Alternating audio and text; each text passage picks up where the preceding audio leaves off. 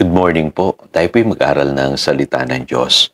1 Timothy chapter 4 verse 8. May pakinabang sa pagpapalakas ng katawan, ngunit ang pagsusumikap na maging makadiyos ay mapapakinabangan sa lahat ng paraan sapagkat ito'y may pangako, hindi lamang sa buhay na ito ngayon, kundi maging sa buhay na darating.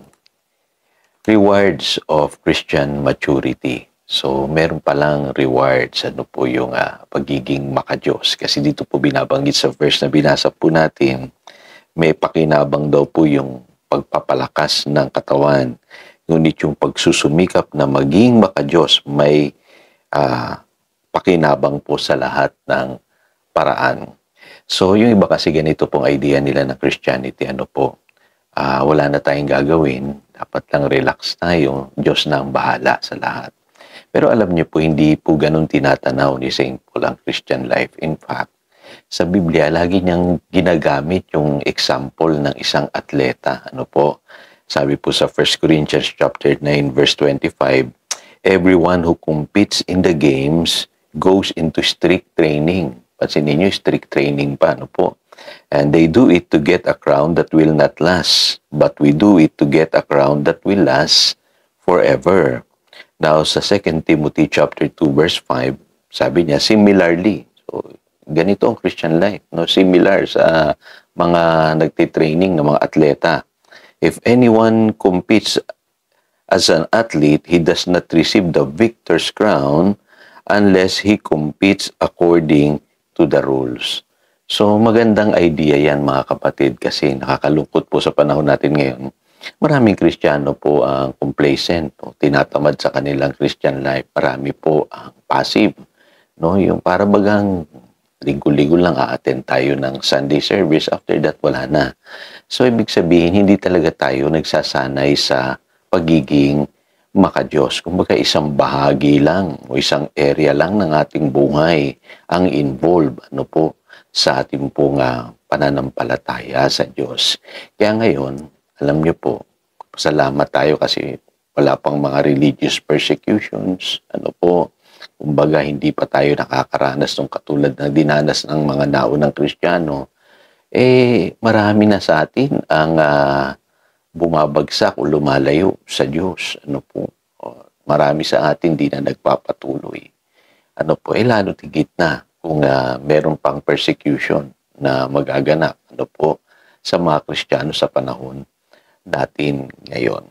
Kaya alam niyo po, mahalaga yung spiritual training. Kailangan nagsasanay tayo, nagpapalakas tayo. Tigit sa lahat, yung buhay natin talaga ay naitalaga natin para sa Diyos. So, ideally po talaga, ang Christian life, spiritual training po yan.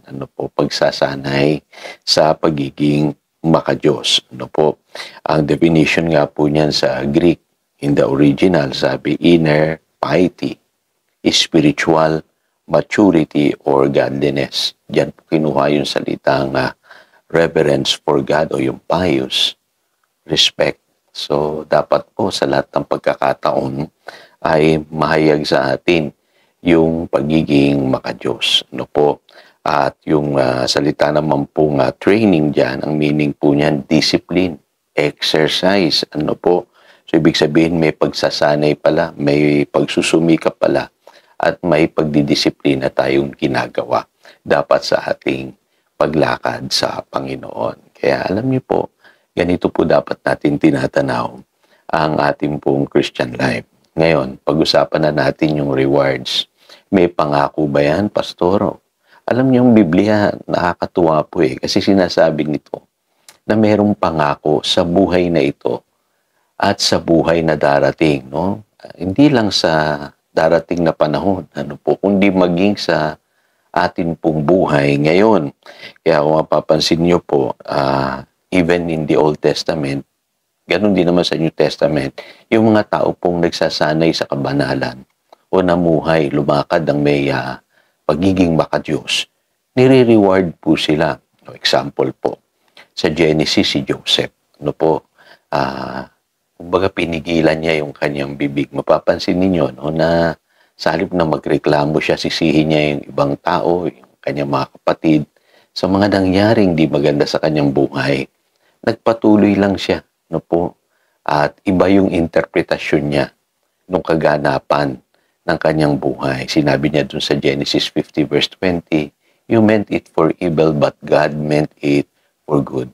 Isipin niyo na lang, ano po, kapag ang isang tao hindi marunong magreklamo sa buhay, o hindi tayo nagsasalita ng masama sa ating kapwa, ang sabi ng Biblia, tayo pala ay napopromote sa buhay. Ano po?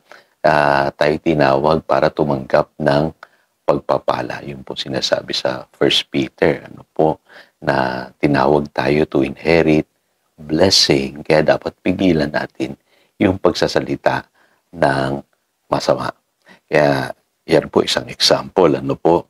Maging si Solomon, no po, nung humingi siya sa Diyos, hiningi niya wisdom. Kasi alam niya yung maayos na pamumuhay, magbubunga yan ng riches and honor. At yun nga ang naganap sa kanyang buhay. Kaya dapat tayo, lalakad tayo lagi ng may wisdom, no?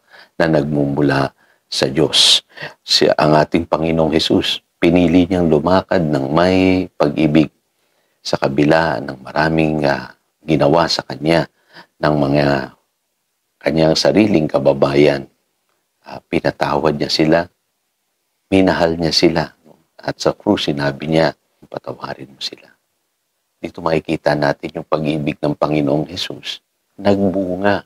Ano po? Kasi namuhay siya ng may pag-ibig eh. Ganon din tayo kung mamumuhay tayo ng may pag-ibig, babalik sa atin yung pag-ibig. Ano po? Makikita rin natin sa Biblia si Abraham. No? He walked by faith. At hindi siya nagreklamo. He did not waver in unbelief. Ika nga nanatili siyang nananalig. Ano po? Kaya tinanggap niya yung ipinangako ng Diyos. Marami sa atin ngayon, the reason na hindi tayo tumatanggap mula sa Diyos kasi bumibigay agad yung ating pananampalataya sa panahon na ito'y nasusubok. Ano po? At si Daniel, ano po, yung mga Hebrew children na nakasama ni Daniel nung sila'y na-exile sa Babylon, pinili nilang mamuhay ng malinis. At mapapansin niyo po, sabi sa Biblia, sila po ay na-promote po. Sila po mismo nanguna sa mga Babylonians noong panahon na yun. Sila po yung na-promote ng mga leaders noong panahon na yun. So, ito po yung pagpapaalala sa atin na sa buhay na ito, pag nagsanay tayo sa pagiging makadiyos, ay meron niyang pakinabang. Hindi lamang sa buhay na darating, maging sa buhay na ito. So again, ito si Pastor Jojo nagpapaalala upang daluyan tayo ng pagpapala, manatili tayo sa kanyang salita. Good morning!